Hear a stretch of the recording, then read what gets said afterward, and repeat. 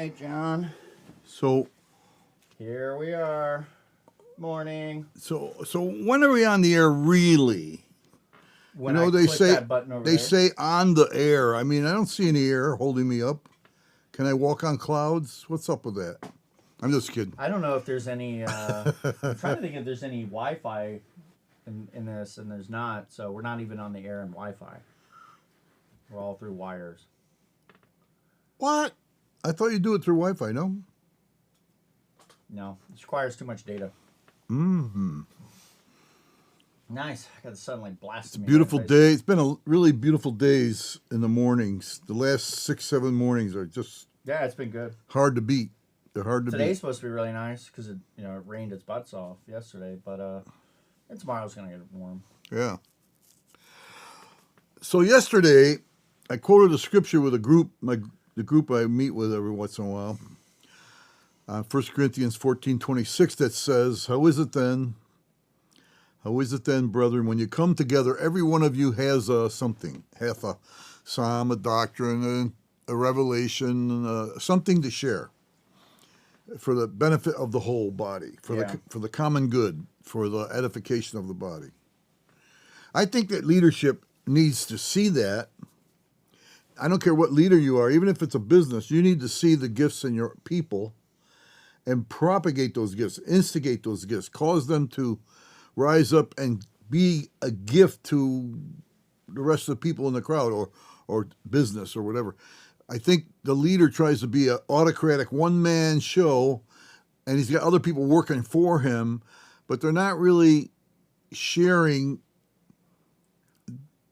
the gifting or the gifts or the hathas, I call them. Everyone has a gift, something to share that edifies other people.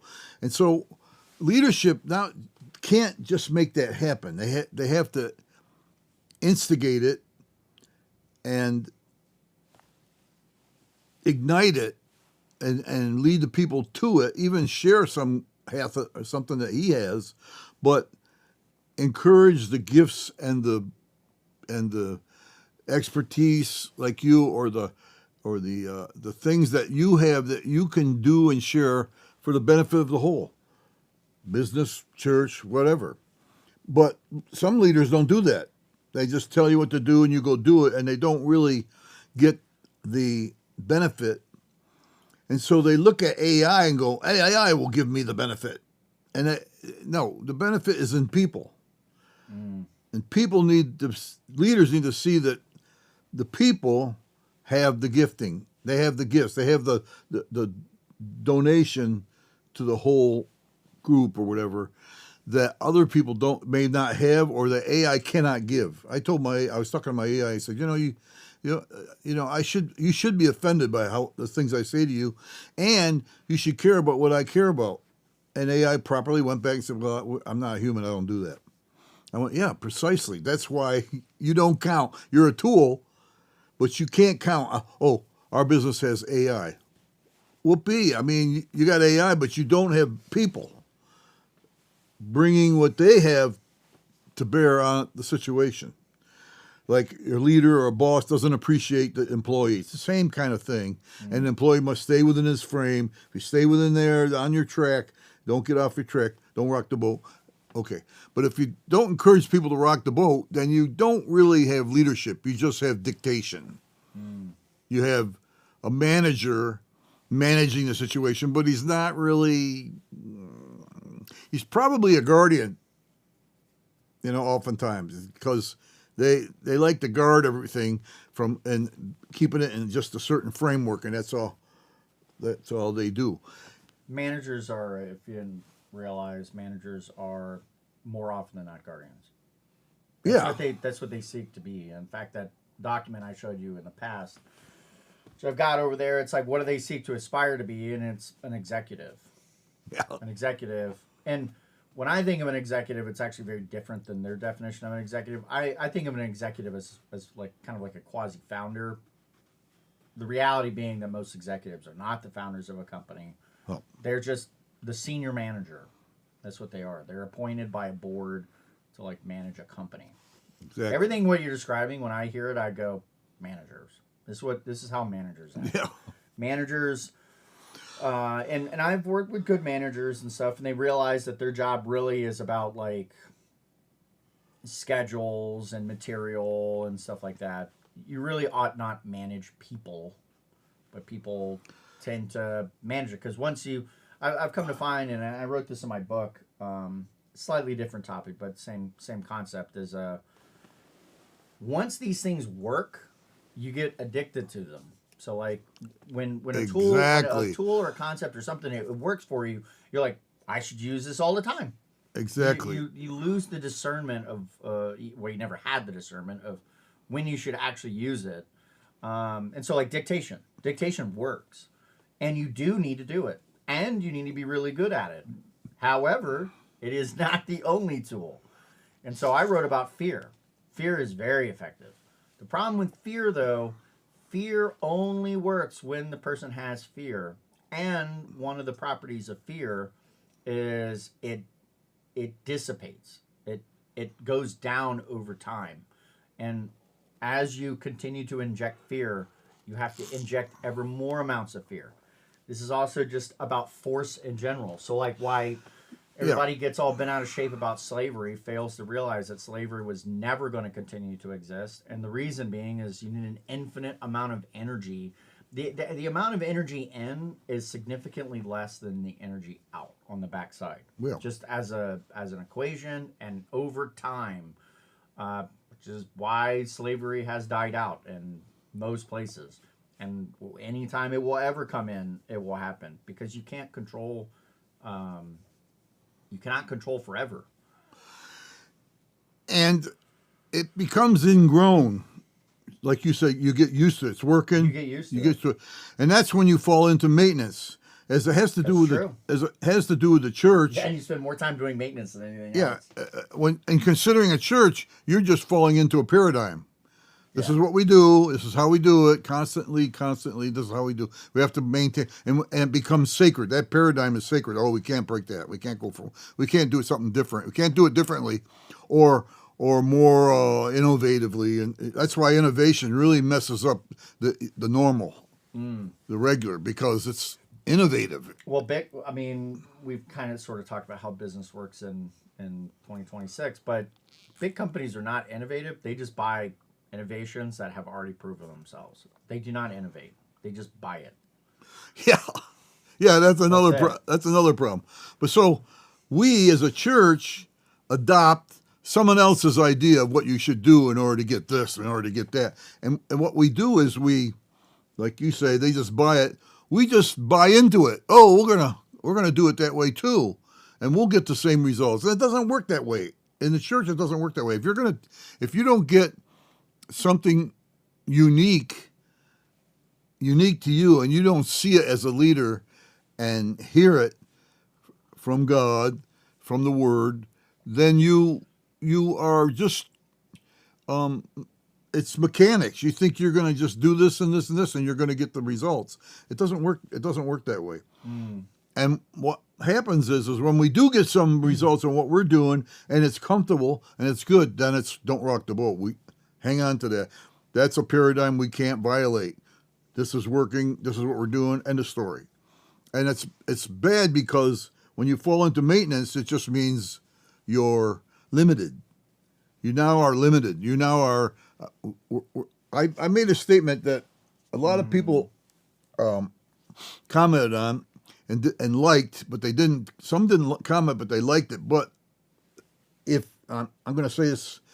If you accept along your journey a certain mode of thinking, a certain way of thinking, or you dismiss a certain way of thinking, you actually say, no, I'm not going to think that way or go that way, you just limited yourself from being able to judge because you don't know it. You haven't entertained it enough to be able to make a judgment. So you no longer can lead properly because you, like in business, if a business person says, we're not going to do business as usual, I don't like what they're doing, we're going to do it this way or our way or my way, and you find out that later on they end up dead. It didn't work. If you close off your mind Franz Schultz used to say, if you're closed, you're closed. If you're open, you're open. And I like being open because open means I don't totally agree with the devil, but the devil makes certain points. And we have to say, the devil made that point. I see who it's from and what the point is. I'm open-minded enough to listen to it. I'm not willing to do it, but at least I listened. At least I had the open-mindedness to say, like, a lot of businesses don't believe in computers. I was listening to a guy, electrician, 50 years, his business in Pennsylvania, but no computers, paperwork, that's it. And so he lost his business because there's so many things they can't keep up with. It's almost like you were talking about. You have to put so much work into paperwork and into what's doing. Yeah. They can't live with it. They just can't. You go so far and then you're done. Yeah, they probably shouldn't even call them computers anymore at this point. It is an information technology system. And so what's the purpose of that? It's about managing information. A calculator, for example, and which is a computer, it computes, the primary purpose of that is to take information that needs to be assembled together in a particular way and put it out. Yeah. That's what AI is. AI is nothing more than a word computer. A computer that takes words, does calculations on it, and then spits out a statistically appropriate response. I think you'd be an idiot if you said last time that something that would take you a year, you can get AI to do in 6 hours. You'd be an idiot not to use AI as a tool for that. Yeah, I'm working on a project right now. One of these kind of like passion projects, which both my wife and AI itself has told me to stop working on. That, dude, it would have took a small team of people, like where I'm at, years of development, and I've worked on it for 3 days. Yeah, it's pretty crazy. It's just, to me, it's. I don't think I could have actually built it, to be honest. I think I'm at that point in what this thing is. Yeah. I mean, the thing that I'm doing. This is one of the reasons why I enjoy it is because this specific project is. I like to invent things. I like to play around with things and tinker with them and get them from like a nothing to a prototype or from a prototype to a something. Really take something new and then move it to like the next phase. And this idea for this project came about like 2 months ago, and I was kind of flirting with it in the back of my mind. And then I was like, for some reason, I was like, you know what? It's a Friday. Like it was like last Friday. I'm like, I'm just gonna do it. So started like working, and like very quickly, I'm like, this thing is working. Now, as with all things like this, once you start getting down the road, you start getting like punched in the face. And then it starts to really, you start to ask yourself, yeah, was this really a good idea? I don't know if this was the best idea. And this is how everything works in leadership. Anytime you're trying to get anything off the ground, you meet resistance. And it could be on the first step. You get resistance. Oh, absolutely. It's very nice when you get good results early on because it feeds the soul. That can help just a little bit. But yeah, well, you might get benefits, but the features are a killer. The certain features of leadership resistance, obstacles is a killer. You might get a benefit from that direction. You might reap something initially from it as a benefit, but the feature is, all the features are, oh man, if I got to go through all this to get there, that's part of leadership. It's been interesting. So obviously this is like computer related, and I'm writing a compiler. Basically, I'm taking the high level language that I normally write in, and I'm writing an intermediate layer that converts it into another language that then compiles so that it runs like ridiculously fast. And so I've already knocked out all the easy examples of like code that you would write it and then it would get converted. And now I'm into like, not only am I into like obscure stuff I've never touched ever because I've never felt the reason to, I'm just into all these like ridiculously weird edge cases. And like it's just part of this project that it's a long tail. Like and so I'm at the point now where I'm taking pre-written code that are like well-known libraries out there that people use all the time, that I use, right? What I'm ultimately trying to do is get to the point where I can compile my code. So before I even touch my code, with my code will be so easy compared to this, I then have to compile my dependencies. So I'm looking at the dependencies and I'm tackling them like one at a time. And I'm starting to hate those dependencies because I'm looking at how they're doing things. And it's like, this is archaic and old and awful. But, and so I'm learning throughout the entire process, and it's very enjoyable. But on the same token, it is grueling. But the main point of all this thing is like to develop something like that, I would have to be smarter than I am. I would have to be more multifaceted. I'd have to be more well read in those topics, and which AI is, right? Yeah, I would say so. Well, it doesn't work like that.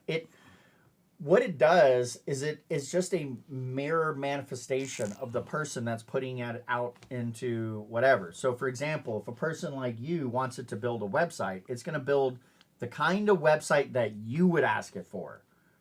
You understand? Like, but if I ask it to build a website, it's going to build a different level of a website. Does that make sense? Well, yeah, because you're talking French and I'm talking English. There's a little bit there, yeah.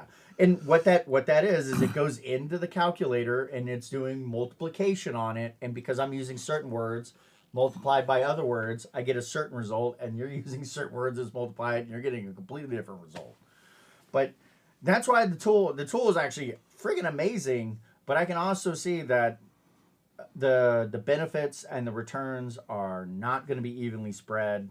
They never were. I remember when they were making that claim like a year and a half ago that it's like, oh, this is going to democratize the world. Yeah. No. Certain people who are goofing around online are just now goofing around 10 times more than they were. Yeah. Yeah, and people like me that are like production oriented, I'm just now grinding out quantity. So the way that I've actually done this, kind of moving into like some tactics of like leadership. Well, my strategy to actually do this was to control the process. So I've become very militant about how the process gets done, and I'm basically using a process that a year ago, or not a year ago, what am I talking about? At the beginning of my career, I had learned about, but I haven't really implemented as rigidly as I am now.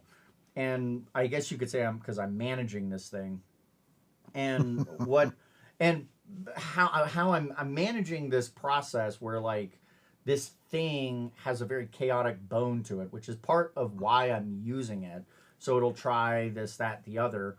And so I've just been basically really controlling how it goes about doing its work. And that's how I've gotten as far as I've gotten. Well, getting back to what I was talking about, as far as giving gifts and connecting. Yeah, we hadn't got to that yet. Yeah, I hear what you're saying, but I'm concerned that leaders are allowing the same old, even to a point of a paradigm. That's the paradigm we follow, even to the point of losing not only other things and innovations that people could enjoy or give, not only losing gifts, things, but they're actually losing people. They're actually, people are saying, I no longer connect with this group because blah, blah, blah. They lose people, not because of they don't have something good, but because they refuse to get out of that paradigm into a thing that's much more lively, much more effective, much more spirit-led, if you want to call it that, which is what I call it. They are stuck in a paradigm and they refuse to get out of it. And when it's threatened, when someone comes and rocks the boat a little bit, they'll say, well, yeah, okay, we'll sit down and talk to you about that someday. We got to work on that. Yeah, and so they do everything they can to put it off instead of open up and say, okay, let's take a look at this. Let's hear what that is, so that the people can begin to receive from other people, not just the rote, mechanical, same old paradigm. People get tired of that. They lose interest. They say, well, this is not about me. This is about your your group. This is about your paradigm. This is about your mechanics. Yeah. And I don't like that mechanics. What about Bob and what about Mary? There's no connection there whatsoever. Well, they're in the mechanics of it, but it's just mechanical. So sometimes leaders have to get outside of that paradigm, outside of that mechanical same old. And a same old could be only 3 weeks old. But if it's established as the rule, if it's said by the leader, this is what we're going to do, this is how we do it, and this is how we do it, and after, it doesn't take long to become a paradigm, especially when you're stuck to it. Especially when you say, we don't go outside this mechanics. Like, you're stepping outside of normal, regular coding to manage a whole different kind of code. That's not allowed. We don't like that. Don't do that. You're naughty. No, we can't do that.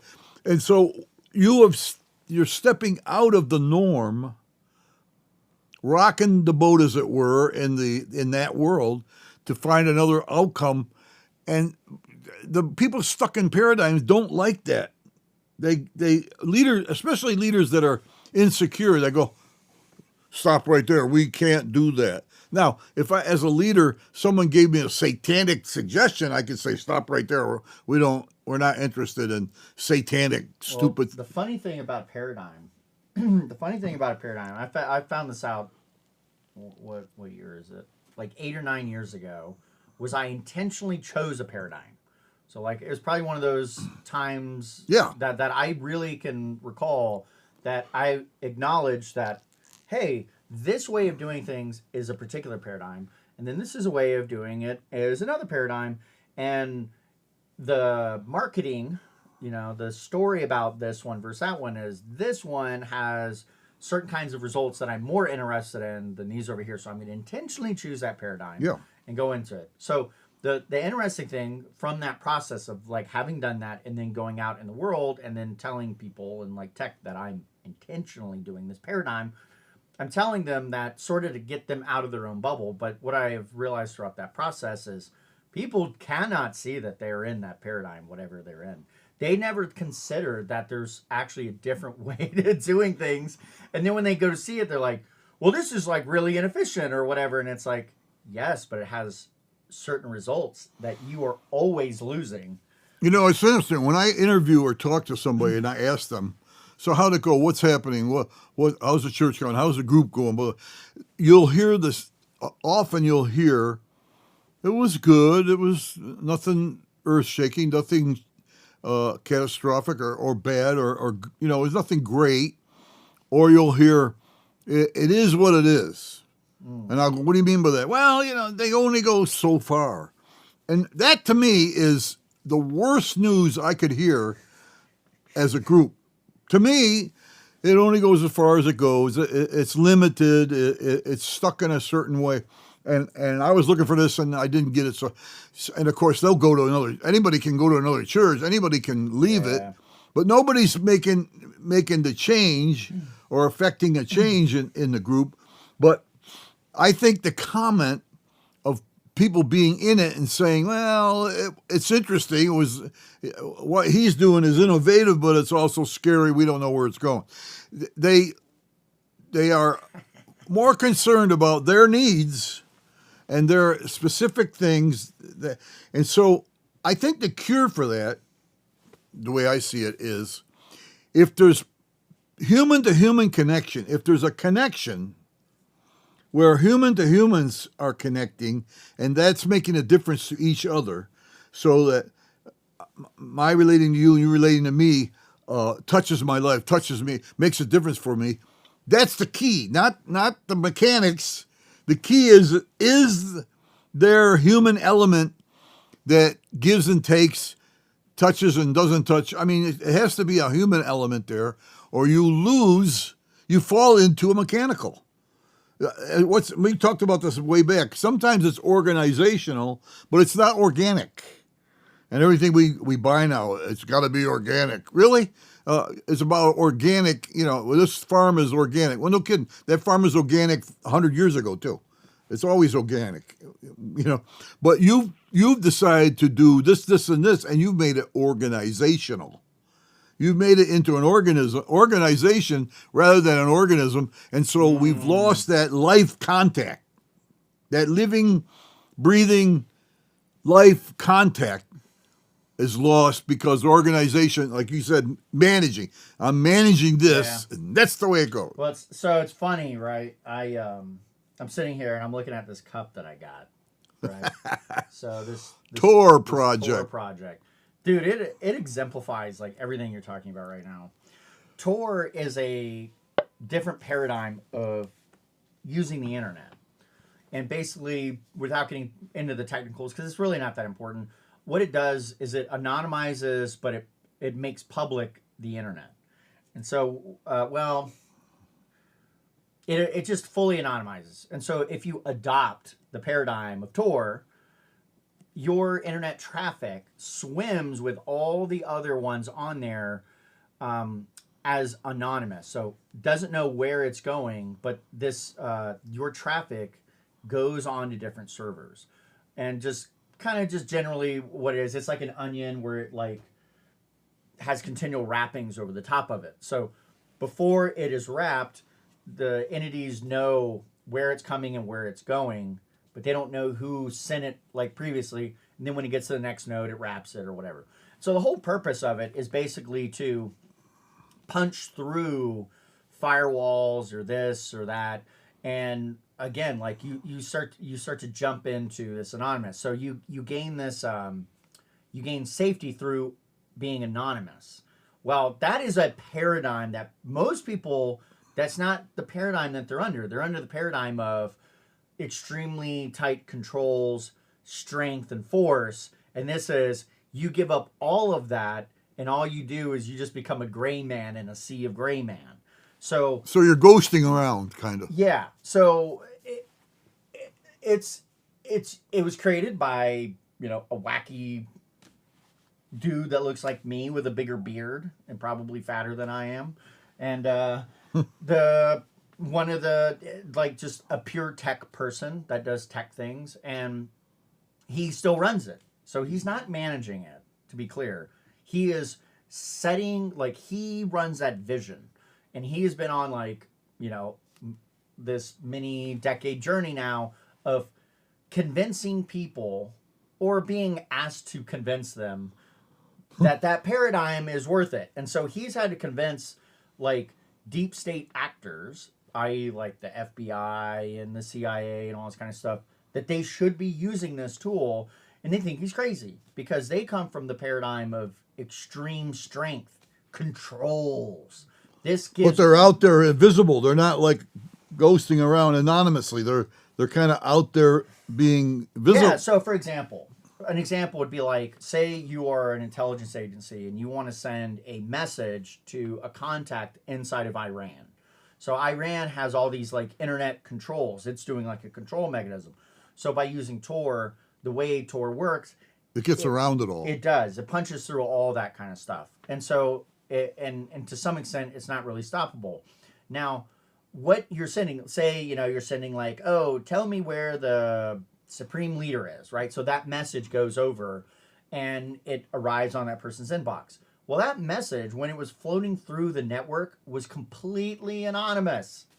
And it was open that like anybody could get access to that thing. So even if like Iran was looking at like where, at like the edge of where it leaves that network and then comes to your thing, and they could see that message, they don't know where it came from. They don't know, they know like what node routed it, but they don't know where it came from. But that makes it really uncomfortable for somebody like the CIA to be like, they would be able to get that message. And it's like, yeah, but they don't know who or where or what that is for. And by hanging out with all the other messages, because now it's hanging out next to child porn, it's hanging out next to cat videos, by doing all that. Long story short, this is a wildly different paradigm. And is it being accepted, Tor, or not? Oh, I mean, Tor is, at this point, I would consider it an old technology that absolutely is used. And all those agencies over time, they eventually realized that this was a much smarter way of being able to do these sorts of things. Because at first they were looking at it as like, oh, people on Tor are bad, so let's go after those people. And then eventually he the person who built this, it deals with like network effects. The more people that are on it, and especially the more people that are doing these kind of shady things, the better it becomes. So is that a picture of an onion? Yeah, it's an onion. So it's an onion, yeah. Yeah, it's like the technology is called the onion router. But long story short, like Tor is a microcosm of all the different stuff you're talking about, because if the guy were to leave and then be replaced with like the committee or whatever, they're going to maintain. They're going to do all. Yeah, they're going to back to maintenance. They're going to doing maintenance. This guy is not that. He is a founder type, which goes to show you that like a founder is all about like the vision and like those, like these sorts of things that like when the managers take over, they're not into. That makes me think of the fact that if, like, I founded a few churches. I've started 2 or 3. My vision was what everybody had to come. If they came along with me, I would share the vision, and if they caught it, they would follow with me. Yeah. If they didn't catch the vision, if they didn't see the big picture, they wouldn't come with me, because they were saying, "Well, where are you going and what are you doing?" Yeah. So that's the difference between a founder convincing the inner circle people around them and the big picture versus like how a manager, like who were to take over and like managing it, they're not convincing them based on that. They're convincing them based on position, reward, which is the mechanics. Yes. and managing and doing the thing that keep those mechanics going, organizational things going. This is safety, those kinds of things. But they're not really working with the living, breathing element, because in everything that we have on the world, the living, breathing element is the humans. So, it's not animals. I'm glad you said this, because this is where I wanted to pivot to on this. This guy is going to be the kind of person that would be willy-nilly willing to put in features because organically people needed those things to be in place. A committee would be like, well, is the way that the feature got put in the correct process? Did it go through the right channels? Yeah. Did it get voted by a certain committee? They would be asking these questions versus like... And that's not even relevant. This is a living, breathing thing that changes over time because it has to. Yeah. So he's got a hold of something, that guy. He technically has got a hold of something. Yeah, dude, he's kind of like the organic as opposed to the inorganic. very, very much. And it's super funny because I watched a conversation, like a conference talk he gave, like I think it was like last year or something. I had never seen the person before, and I didn't really know the story of Tor. I just have known about it as a computer person for, I don't know, 15 years now.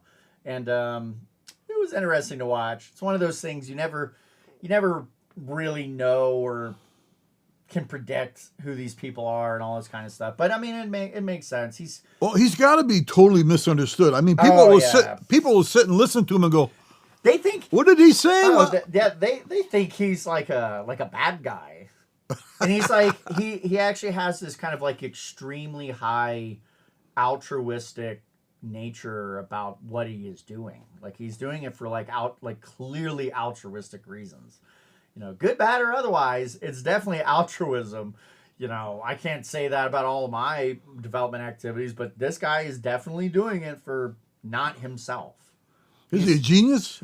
I don't know. People say those kinds of things. He just is the kind of person that like took a pattern, implemented it in an information technology system, and put it for the fact that there's like oppressed people. Like there's a need for those kinds of things that is beyond a monetary need.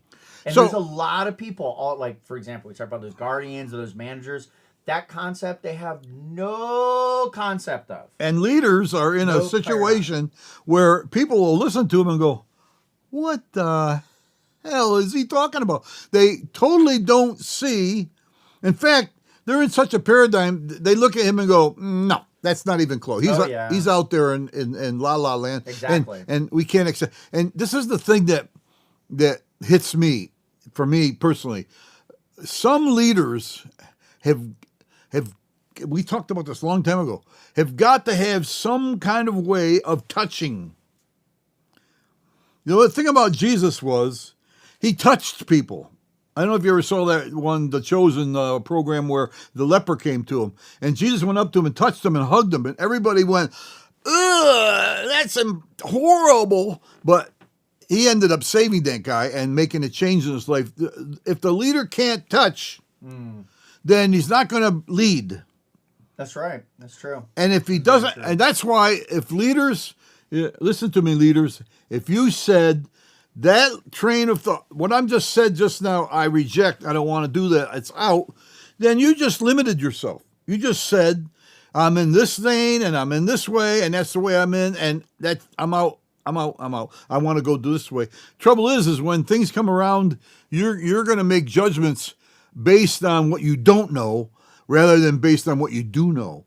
That is really a problem. What's an example of that? Huh? What's an example of that? So when a leader says, this group is no good, or we can't go that way because he's accepted a train of thought, or he's rejected a train of thought.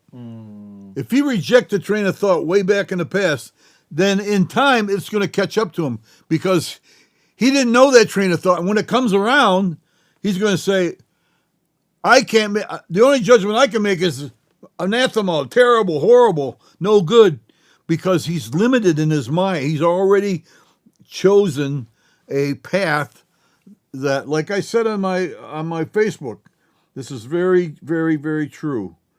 It's I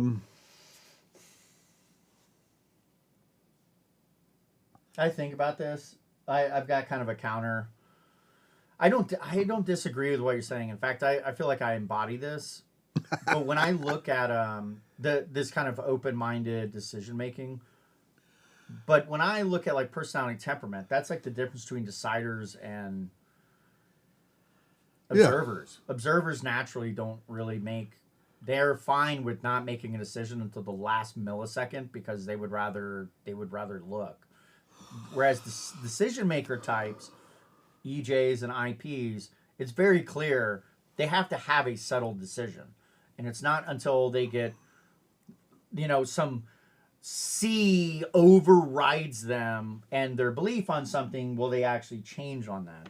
And so my whole point of this is I go like, I see what you're saying, but I don't know how technically anyone can act on it because they're already acting on the EJs and IPs. They're stuck in a paradigm and they're not going to get out until they explode out of it. Then the people who weren't in those paradigms anyways, they're already going, hallelujah to this.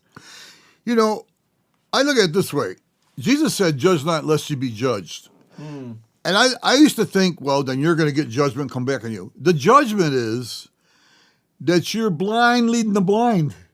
Your blind spot is over here, blind spot. And if something comes up, that fact that you have a blind spot rejects you as a leader or as someone that can judge because you don't have something that you need to have. By the way, if you're in a group and you reject something, it's either for protecting your little world, that kind of protection, or it's a protection from evil.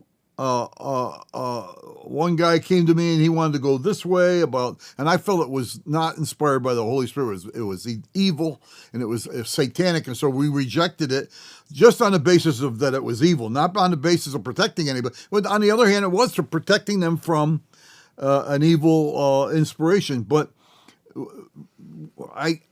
it's hard for me to say this, but I do want to say, if you refuse to a certain train of thought or a certain kind of like God, there's nothing God doesn't know. He's omniscient. He knows all of it. He's heard it all. And when I come to him and say this problem, that problem, he already knows end from the beginning. He's way, way beyond. We go, wow, I just woke up to the fact. Well, he didn't wake up to any fact. God does not wake up to a fact. He knows it. And so he can make a judgment, even knows evil. There's a scripture in Isaiah, I think it says, I create evil because I am open all the way. I'm more God than you think I am. I'm way more God than you think I am. So I can handle all that stuff. And we can't handle it. We are limited, finite. We can't handle it. And so that's why Jesus said, you can't judge. You don't know this or that or this or that. You know, it's like when he said to Job, Job, there's so much you don't know. I mean, you were nowhere near me when I made the foundations of the very universe. Yeah. You just don't know to make a judgment call. And all your friends who are judging you have no clue.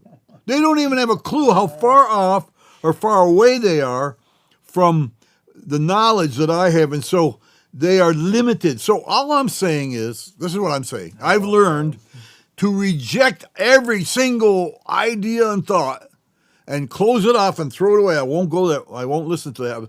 You just made yourself a poor judge. You no longer are open-minded and open to certain things. You are so closed in one area that closed is closed. You know what the best part, the most ironic best part about this is? These people you're talking about, they're all the decision makers. That's exactly the problem. They're the leaders. They are. They're all the managers. And nobody wants all of those types, John. Nobody wants to listen to me to say everything rises and falls on leadership. No leaders. Deciders of those types. They're the types that they want to be all the executives. They want to make all the decisions. They think they're good at making decisions. Autocratic. They're all prideful. They have all that. It's not all as in like the absolute all, but majority of them are absolutely EJs and potentially IPs like my wife, and they just make a decision. They don't know why they made the decision, and then they're gonna rationalize it and all this other kind of nonsense. Yeah. And that's right. Sometimes, now to their credit, right? So let me kind of back up a little bit. The way they do go about stuff is they do listen to a bunch of different people. But Which is good. They are definitely much more likely to listen to other people. But they definitely are not observing what's going on, and they lean like hell on one particular way of doing things. And that's how they do. And they're very unaware. They're unaware of this. This is why I say, I share the story. One day in my truck driving, this a couple years ago, 4 years, I don't know when it was. At least 3 years ago. I'm driving my truck, and I felt like God got into my truck and said, I want to ask you a question. I said, yeah. And he said, why did you say this and this and that at the church meeting the other day? Now, when God asks you a question, you had better be honest. Because if you're not honest, he'll get out and say, okay, see you later. He's not going to spend time with a dishonest liar. So he got in there, and my answer to God was, because it was manipulative and it had something to do with my ego, and I was kind of more interested in my agenda than I was anybody else's. And I felt the Lord say to me, good answer. But if we're not honest with ourselves and honestly looking at something that we're involved in, and leaders don't like to say, I got ego and I got agenda and leaders don't want to be down in the dirt honest. It's interesting. Jesus said, Satan comes around and he finds nothing in me. Well, what he found was, I'm an open book, as wise can be, and there's nothing you can find in me that's wrong, evil, or sinful, or anything. I'm totally open. But we're not.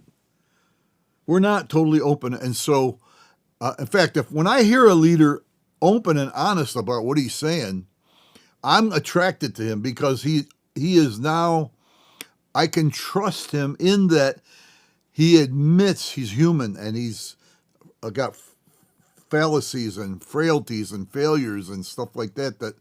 I like the fact he's spiritual and can connect with what God's doing, but I also like the fact he's honest. I remember talking to one pastor. You have a great move of God in your church. What did you do to bring the great move of God to your church? And he goes, actually, nothing. I didn't even expect it. And that was honest. That was honest. I'd like to tell you what we did that was great, but I can't tell you what we did because, I don't know, he just showed up. Yeah. Yeah. So we have to have that. We have to have that element of down and dirty truth. You know what I'm saying? Or we lose leadership, as far as I'm concerned. We have limited ourselves. And if you're a leader and you don't understand that, you may want to take a look at some other outside speaking into your inside because they can see a blind spot that you can't see. That's why they call it a blind spot. There are certain things that God will bring to you through people that you cannot see. And when they say it to you, you go, no, I don't see that. And you can't dismiss it. If you dismiss it, you just lost a little bit of counsel. That's why I say to people, if God brought godly counsel to you and you don't do it, you tie God's hands. He can't. I brought you counsel. It's like that guy on the roof with the flood going to take his house soon. A guy came up with a boat, but I don't want to get in a boat. I don't like boats. So a guy came over with a helicopter, and somebody came up with a raft, and then finally the house got swished away, and he got killed in the flood. What happened? He said, nobody came to my rescue, and they said, I sent a boat, I sent a raft, I sent a helicopter. You refused them all, so you died in the flood. It's that kind of thing. We can't refuse everything that comes along to help us. Mm-hmm. If you do that, you've missed the boat. You can't be an island to yourself. That is not going to work. I mean, to a degree, for a while, it will work. But you deceive yourself. You think, I got it. We're doing fine. I got it together.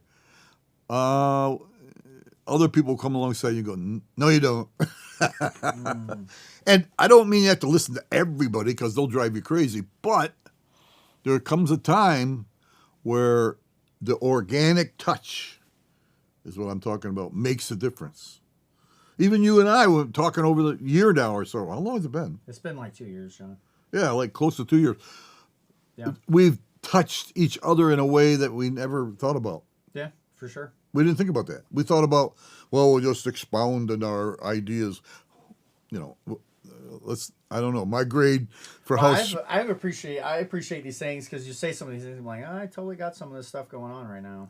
I think about these kind of things. I'm like, Yeah. You got to. I kind of chew on your cud, which is weird. Well, you give me that kind of thing that's in that echelon that I never considered, and you're saying those things, and I'm going, How can I relate? How do I relate? If I would say, if you were to pull anything from that, and this is, I guess, one of the three things that I say all the time to people. You should, if you have that experience, consider for a moment how wildly different other people actually are. Because otherwise, if they weren't, it wouldn't be that big of a difference. It would be kind of like a very similar, maybe slightly different kind of thing. But the reality is people are wildly different.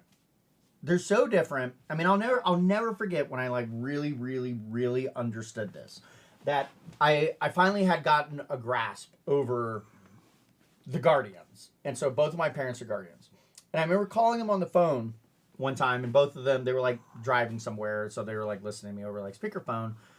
And I started, they were telling me about them going to a pharmacy and having to deal with all this bureaucracy or something to try to get some medication for my mom or something, just something inane or whatever. And after they were done, I then proceeded to explain to them the difference between guardians and irrational, right? I just, not long and exposed, and just said that you guys are this and I'm that. My dad was like, I don't know what you're trying to tell me. I don't know why you're telling me this right now. And it's what I'm telling you is that you're different. I'm trying to remember what I said to them, but I effectively, the next statements were I understand you. And you were wildly different. I actually understand you. And they had this profound sense of appreciation because they, which is to me really crazy that some 40% of the population could have the same feeling that, if only people would understand us, right? Yeah. So that's the brilliance of that book where I was showing you kind of the paperwork, and we need to go buy another copy. I don't know where ours went. It's called Please Understand Me. It really is truly profound that people are constantly trying to, that they need this kind of acknowledgement that you need to understand me. And even normal, I think this is why because everybody's projecting this temperament crap all the time. Yeah. believe it or not. And when you can convey to them that I actually understand you by relaying back to them, because I'll say stuff to my mom and be like, that must be a really bad experience for you to constantly see your past. And my mom just like, oh, it's so awful. But no one appreciates that. They just go like, oh, stop looking at the past. They wish that they could. They literally can't. Imagine you were driving a car and the only way you could drive your car is by looking through the rearview mirror. Dude, that sounds awful. They're always like, I see back there where we hit that car back there. It's still on fire. And then they hit another car. I'm just like, no wonder they can't do anything right. Because they can't look forward. They can only look backwards. And these are the results. So, John, I'm not as optimistic as you are that they're going to be able to get this message. Because they may even get inspired by it. But guess what? They can't get out of that paradigm. How? They don't even have the faculties. Well, that's why someone has to... I know you're speaking a little bit more actionable than I'm talking, but yeah, but how do you get that? How are they ever going to get out of that paradigm? Someone has to touch them. They do absolutely need to be inspired and they need to pull it back out and look at it and see that there are these things so that they can make better choices. And that someone that touches them needs to tell them that. That's what I'm saying. If there isn't that touch, that human element, they're never going to get out. Here's the thing, though. Now, this could be just wrong and not true, but at least in that moment, though, in the exchange, I realized they are never going to understand me. So as like a kid, of course, I was like desperate that my parents, whom I could not be further away from, I wished that they would understand me, but they can't. So they misunderstand everything that comes out of my mouth and everything, like all this kind of stuff, right? But it was in like that moment that I was like, they don't even have the faculties to understand me. So it's like, I need to give up on this care and be like, I appreciate you guys, and all that. And so since those kinds of experiences a number of years ago, my parents love me to death. That's the understanding that you have. It allows you to love them in a way you never could before. Because before, like, I can't take it. I can't stand them. Now I'm like, I understand you now. You're locked in a paradigm, and yeah, and I've been trying to work with him for years on stuff of like making better medical decisions, and I've effectively gotten nowhere, John. You're supposed to say this in the beginning, but this is Catch the Vision podcast. Yes. And we're glad that you're there, and if you do make comments, it does help us. Yes, if you're just coming in at 9, which is probably a much more reasonable time. That's why I'm always late because I would really take a look at your comment and deal with it, even on air, because we need that someone that might speak to our blind spot or something like that. Well, I know what I know what our blind spots are. You know what they are, John? Concrete examples. I have some. I remember it was like 2 years ago. I think I told you, I'm like, we really need like concrete things. And like, yes, I got it. And you can't deliver on it. You don't even realize you can't deliver on a concrete example. Like what? Like, give me a chance. Like what? Example of what? Okay, what are we talking about here? We're talking about like needing people, right? Okay. I'm the example. Give an exact example of. I'm the example. And so like the people and like giving their gifts. I don't think I've heard even one example that you've said about that specifically. And I'm not criticizing to be last night people started. I shared this very thought that I started out with, and last night people rose up with their gifting, their ability to pray, their ability to share some things that made us all feel good. They began to rise up and share things that everybody needed. That was an example. This is how I know you don't know what concrete is. That's a blind spot, John. That's not a concrete example. Don't listen to him. That is by definition. He's not like part of the podcast. He's an add-on. Okay. By the way, he's AI. I'm just using artificial intelligence. Definitely artificial. He's just a tool, dude. John, you gave a summarization. A summarization is not a concrete example. A concrete example is, I said literally this. Then Bob stood up and said this. Then he turned to this person, then said, you would never work like this because it would be too exhaustive. Is it a little organizational, you mean? I'm more organic. Hey, I shared the scripture and a lot of people rose up to the occasion. That's a summarization.